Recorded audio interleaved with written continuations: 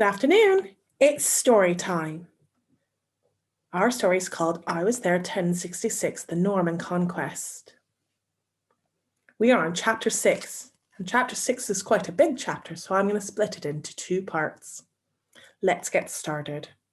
Chapter 6. And so we returned home. It felt good to spend time with my sisters again and to be in the familiar and comfortable surroundings of our house, and finally to get to sleep in my own bed.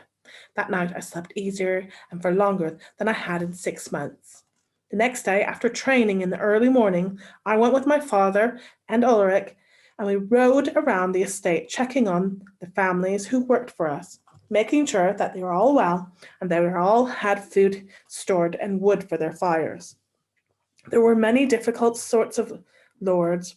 There were those who ruled their estates by fear and the threat of severe punishments, such as a whipping. And there were those like my father. He cared for the people who worked on his lands and did his best to make sure they were kept healthy and safe.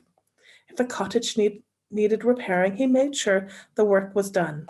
If one of his workers and their families fell ill, he made sure a wise woman was sent for to give them her medicines.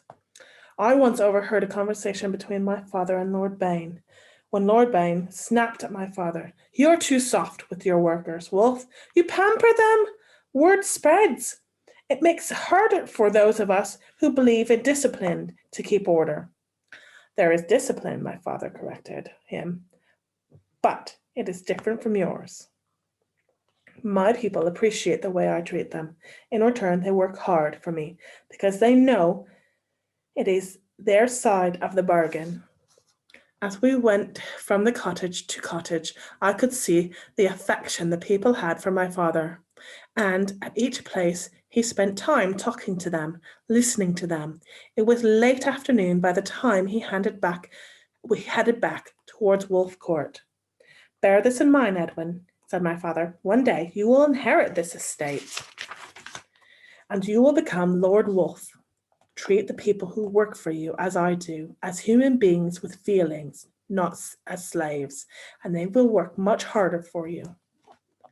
The next morning, I spent time with my sisters and also watching my baby brother Edgar. In the afternoon, I set out for Oxford to see Osric, as I promised. I was worried about my friend. He was so unhappy at the thought of going into battle, but I knew that he would die rather than not take up the challenge. His family's honor was too important to him.